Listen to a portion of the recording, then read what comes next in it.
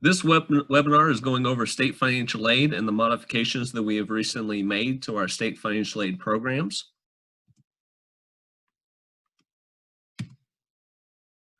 The first modification that we would like to go over is the extension of the testing deadline for Promise applicants. So those that have applied for a Promise scholarship for fall 2020, the testing deadline for ACT and SAT has been extended through the end of October 2020. So Promise applicants can take either the ACT or SAT national test that will be offered this coming fall in August, September, and October, and still qualify for a fall 2020 award. When signing up for a national test, we would encourage you to list the Promise Scholarship as one of the college codes when registering for the test so that we can get those scores a lot quicker. You don't have to list our code, that we'll still automatically get those scores, but they'll be a lot later into the fall semester. And so if you can list our code, we would get those a lot quicker and can get you awarded if you meet the testing requirements and qualify for a Promise Scholarship. One of the other modifications we've made is to allow residual tests in order to qualify for Promise. The residual tests I'll go over here in a little bit, but we're working with the colleges to allow for these additional opportunities for students to take a residual test to qualify. It's not the same as a national test. Obviously, with the situation with COVID-19, that is not safe currently for people to gather in large groups to be able to take these tests. And so once it becomes safe, then we will make information available to try and allow students to use this opportunity through a residual test to qualify for Promise. More information will be posted on CFW as we're able to make these arrangements with the colleges here in West Virginia. Just to go over what a residual test is. Residual tests are offered directly by the colleges themselves. Students would register through the colleges and not through ACT or SAT, but would again register through the college to take these tests. Normally in the past, these tests have been used for admissions purposes or be able to test out of courses and test into higher level courses. They're formatted the same as a national test, but again, it's only used at the college that the student is attending. It is not reported to national ACT or SAT, but is just used at that college. Again, these would be an entire ACT test, for instance, and so you would take all 4 sections. It would be scored, and the test would be just the same as a national test, but again, just used just at that college. And then we've made this modification to where we could use it for Promise eligibility purposes. Again, at this point, don't be contacting the colleges as the environment isn't safe, and we're trying to make those arrangements. But as we make those arrangements, we'll be posting it and letting those Promise applicants know of how we are setting these up. Modifications have already been made. Just to remind you that the deadline for the West Virginia Higher Education Grant has been extended through May 15, 2020. The FAFSA is the application for the Higher Education Grant. The deadline was April 15th, but again, we're extending that to allow students additional time in order to complete the FAFSA to qualify for the West Virginia Higher Education Grant.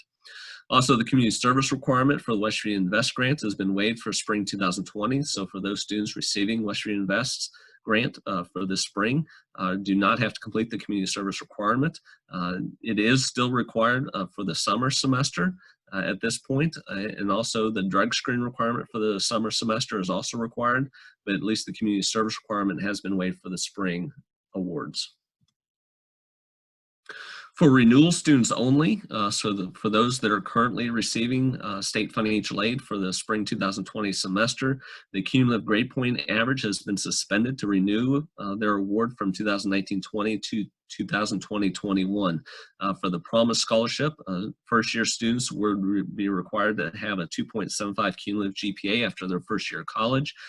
Second, third year students would have to have a 3.0 cumulative GPA to renew for the following year. This requirement has been waived. For the higher education grant, a student at the end of spring 2020 would normally be required to have a 2.0 cumulative GPA to renew for the following year. This has been waived. West Virginia Invest Grant requires a 2.0 to renew for the following year. This has been waived. For Underwood Smith Teacher Scholarship, students are required to have a 3.0 in order to renew for the following year. This has been waived. And then for Engineering Science Technology students, they also have to have a 3.0 cumulative GPA in order to renew, and that has been waived. Again, it's only been waived for this year.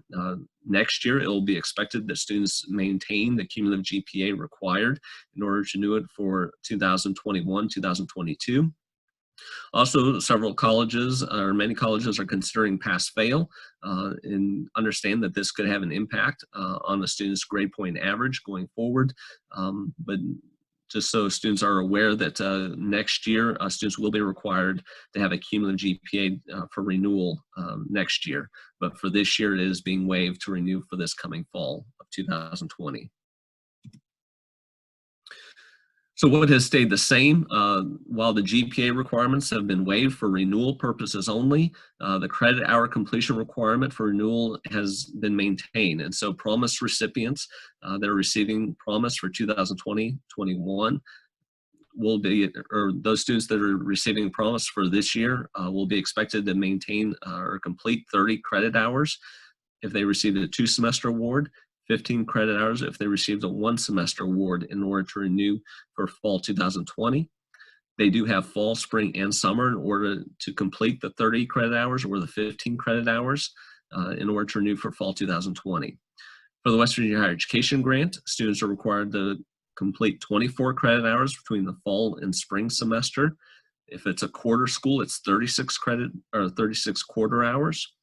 If you received a 1-semester award, you will be required to complete 12 semester hours. If you received 3 quarters, it's 36 quarter hours in order to renew for the following year. And these have not been waived. And so students will still be required to complete these credit hour requirements. For 2020 promise applicants, all other promise requirements are still the same. The only exception we've made is extending the testing deadline. And so students will still be required to have a 3.0 cumulative and core high school GPA to be eligible. They would still be required to meet the ACT and SAT score requirements of a 22 on the ACT with a 20 in each of the 4 sections on one test, or an 1100 on the SAT with a 530 on the evidence-based reading and writing and a 520 in the math. So these requirements have not changed. The only change we've made for promise is extending the deadline in order to get a qualifying test score. Students can go to cfwv.com in order to view the additional eligibility requirements for our state aid programs. West Virginia Invest does have a priority deadline April 15th, but they are accepting applications on a rolling basis. And so students can continue to apply for West Virginia Invest for this summer as well as fall and next spring. Students can go to cfwv.com for additional resources and information on our state financial aid programs. Students can go to www.studentaid.gov for information on federal financial aid programs. You can also go to YouTube and get information on the FAFSA as well as information on other federal aid programs. If you need assistance with your FAFSA or if you have questions regarding our state financial aid programs, feel free to email us at wvfinancialaid@wvhepc.edu.